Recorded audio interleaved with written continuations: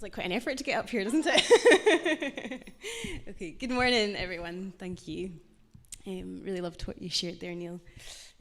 Feels a wee bit like a hard act to follow now, but so this morning it's hard to believe that it's been 4 weeks since Neil and Andrew sat up here having their conversation, but here we are 4 weeks later.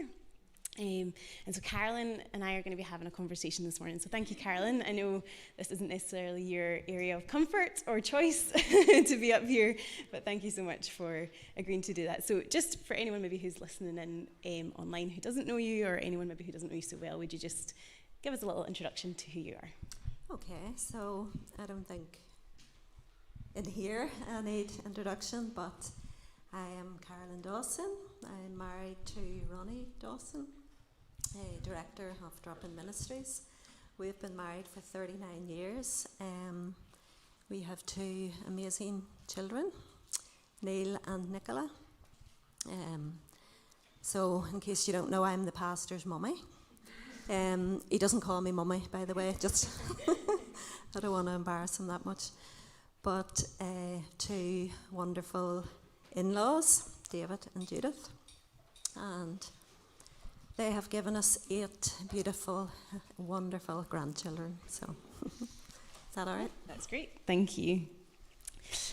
So hopefully you have a vague memory of this when I start talking about it, but I'm just going to give a little run through to remind us each week as we go along, because I know the week passes quickly and it's not always easy to remember what each week was about. So we started off 4 weeks ago with Neil talking about the idea of enchantment or disenchantment. And he used the verse from Jeremiah that said, "Stop at the crossroads and look." This idea of reconnecting our heads and our hearts with our journey that we're on and this walk that we're on. So from that, Carolyn, was there any spiritual disciplines that you have found helpful in your walk? Okay, so the thing about spiritual disciplines is that you have to practice them regularly for them to be of any benefit. I would say that during the first lockdown, I was able to spend a lot more time in solitude, in prayer, in meditation. In many ways, I really enjoyed that. It was a wonderful time of spiritual and physical refreshment. But then, I suppose, as life gets busier again and we started to get busier and things became a little bit more normal, I would have to be honest and say that I probably struggled again with taking the time that I was able to take before, and even the time that I did have, I filled it just with other things that maybe not necessarily bad in themselves, but it was a distraction from spending the time in God's presence, which is obviously, it's vital to us all. And it's amazing how quickly we just slip into bad habits without even realising it. And so whenever Neil did speak about the losing the wonder and becoming disenchanted, it really was a wake-up call for me.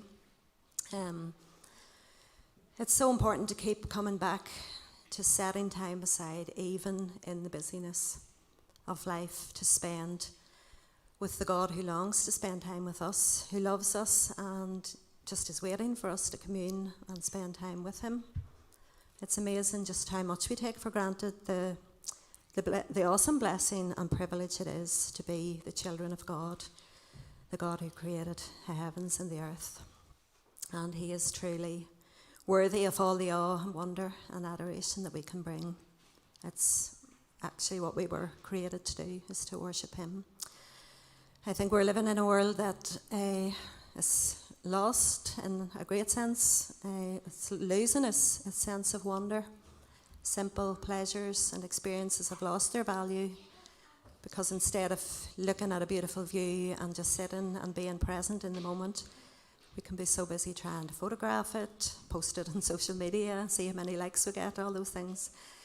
So we'll forget just to sit and just take that time and ask God if there's anything he wants to teach us or what he wants to speak to us. So silence and solitude probably to answer your question is it'll always be a struggle for me, but I know it's definitely a way to find God's presence, and I've been trying to make it more of a daily priority.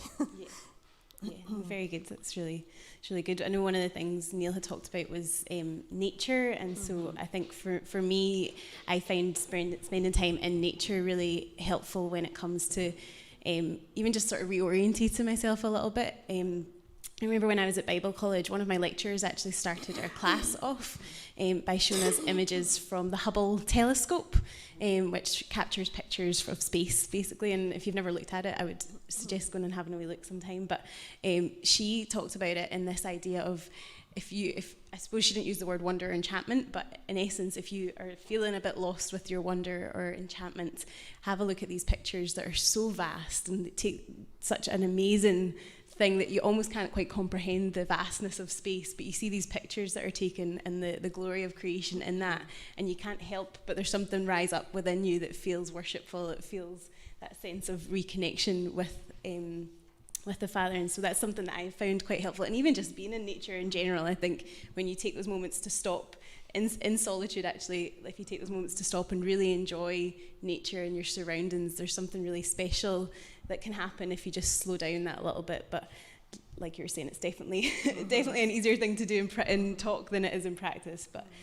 those are the moments for me that I've found valuable when I've been feeling that type of way. And so then Neville followed that with his talk on hitting the wall and how to deal with and be prepared for hitting the wall. And he used the verses in Hebrews that talk about the great cloud of witnesses that are cheering us on as we run our race. He talked about not being alone, even in our tiredness and fatigue, even though that can make us feel alone, but we have this great cloud of witnesses that are there cheering us on, and that this need to set aside the things that are weighing us down, the things that are going to stop us when that wall is looming, the things that are going to maybe make us turn aside or slow down. And he talked about the endurance through that, and that endurance is the strength that's achieved as you journey through difficult times.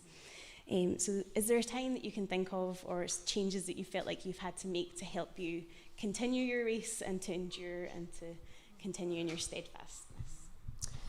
Okay, yes, Neville gave us a very wonderful run through of his marathon experience.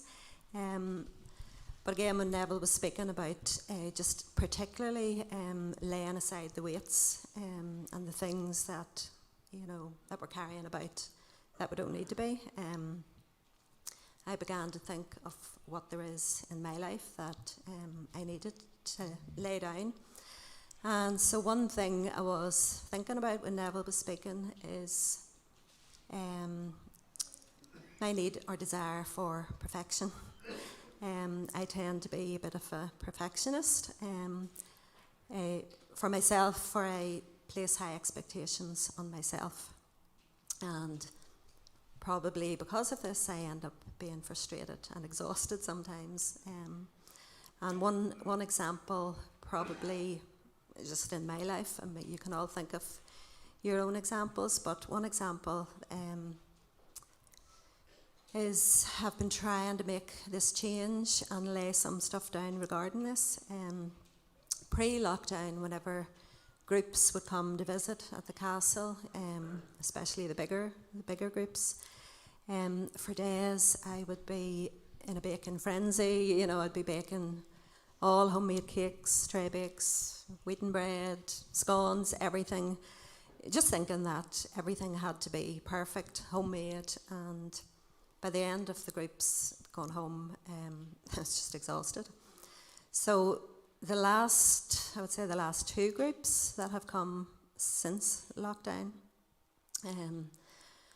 I just thought I need to, change something. So I just went down to Lidl, got their lovely chocolate cake that Nigel really loves. I bought biscuits, the wheaten bread. I still cooked a good home meal, but in things that I could, and it was just amazing how much more I was able to enjoy the groups. I just had more time and energy to even interact with them. And I suppose you just realise that nobody really cared about the things that I was stressing over and thought important. And letting go of that small thing was probably just a release. And to know that, God doesn't expect or want my so-called perfection anyway.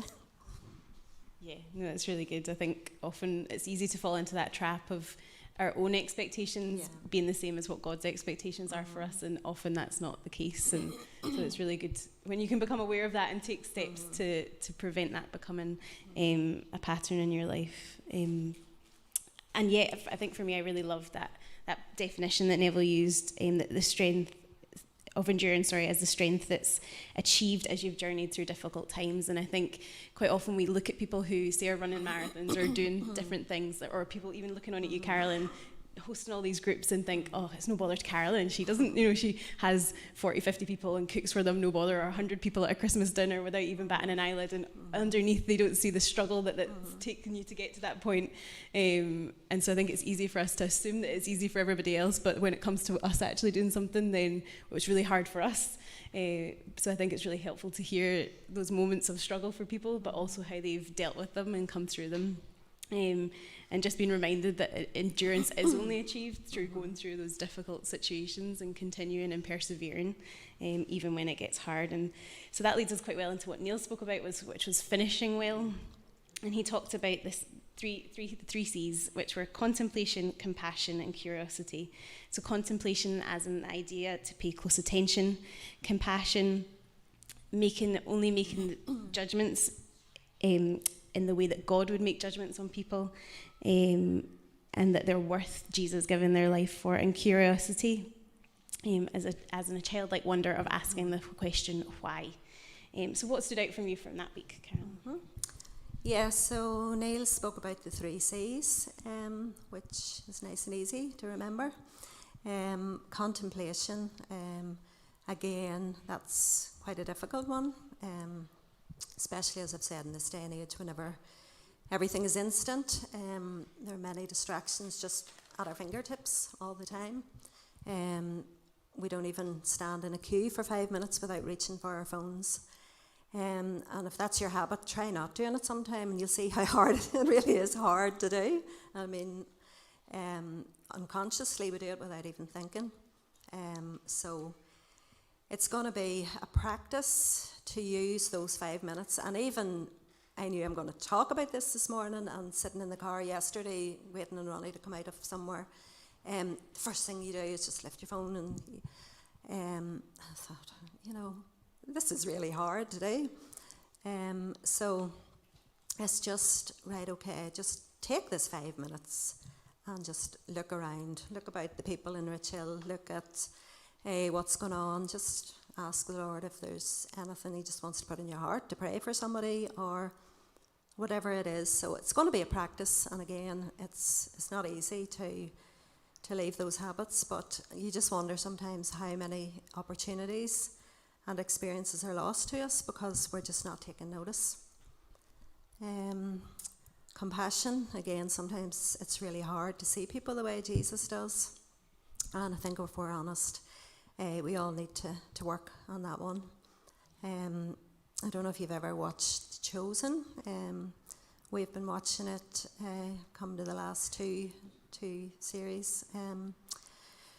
So I really recommend it, even just to watch. I know it's an actor's portrayal of Jesus, but it's just beautiful to see the way that Jesus interacts with and treats the people He is with and who come to Him for healing. There's just pure love and acceptance, and I think it's something that I need to work on and, continue to pray. And the 3rd C was curiosity. Again, there's nobody as curious as a little child, but I think sometimes even the children are losing their curiosity and interest in things at an earlier age, again, because of all the entertainment that's available to them at the touch of a button. But whenever you see them going out and using their imaginations and playing games with pretends, it's really a wonderful thing to watch, and we can learn so much from that. And nobody can ask the questions that a child does. So I was just thinking over, just seeing things through a child's eyes, and I would say I don't really enjoy flying that much. I mean, we do fly a lot, or we did fly a lot, but the flight I will always remember and stays in my memory is the flight where we took Eli to Alton Towers for the day. And because he was so excited and happy with the experience of flying, we were just seeing it through his eyes, and we really, really enjoyed that flight. So sometimes it's good for us to see things through a child's eyes and ask the questions that they ask. You don't even have to be a child to have wonder and curiosity and joy. We brought Olga with us to Portrush to see the ocean. And being from Belarus, she had never seen the ocean before. So to see her so excited and running about in the water, getting her clothes wet, was great, and we enjoyed that. Yeah, I think there's something really important in that, is that sometimes when we are feeling either weary or tired, when you see something through someone else's eyes, and when when journeying this together, we can get perspective from other people and things that gives us a fresh reminder of those feelings of wonder the first time you see the sea, or wonder the first time you can remember hearing the voice of God. And so I think it's so important to be constantly reminded of those people by other people, and that's part of the journey. And then David then shared with us from the verse, ask, seek, and knock. Most of his talk was around asking questions. And so that's all about being in community with other people, all about journeying with other people. And so he talked about learning to ask for help, learning to ask the right questions, and learning to ask others about their journey. And so what does that look like for you if you are learning to ask questions or learning to journey with God? Last week David talked about asking, seeking, and knocking, and again that was very helpful for me. One thing I'm really bad at is asking for help. I don't refuse offers of help, but I practically never ask for help, except maybe Ronnie gets asked to wash up sometimes. So I've been thinking about that, and so maybe you don't know, but we have a young boy living with us from Pakistan. He's been with us since February, but still he doesn't have very much English. There's not much interaction with him. He chooses to spend an awful lot of time playing games in his bedroom, and you very rarely see him up out of his bedroom. In fact, he usually plays games all night and sleeps all day. So I was going out to brush out the front deck the other morning, and Wahab was out smoking a cigarette, and that was a miracle in itself that he was up at 9 o'clock.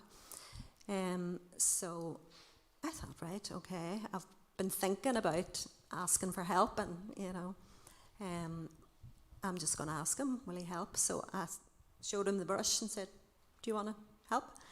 So he jumped up and took the brush and started to brush the deck. So I know that's quite a small thing, but because of the circumstances and everything else, I just thought it's a small step, but it's a big step in the right direction. So I'm also really bad at asking questions, so it's something I want to work on as well, because I do believe that iron sharpens iron, and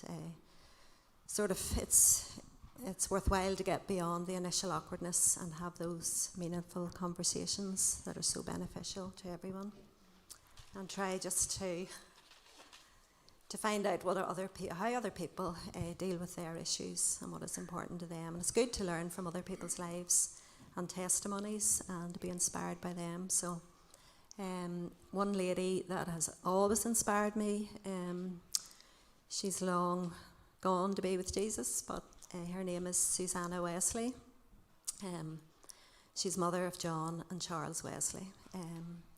I suppose I identify with her and be inspired by her because she was just an ordinary housewife, an ordinary woman, an ordinary mother who had a very difficult life. She endured a difficult marriage to an unreliable man who was imprisoned twice. Of her 19 children, 9 died in infancy, and she brought up the 10 remaining children almost single-handedly. So if you're thinking when I was talking earlier, it was all right for you, you have no children, you know, you can have your silence and solitude.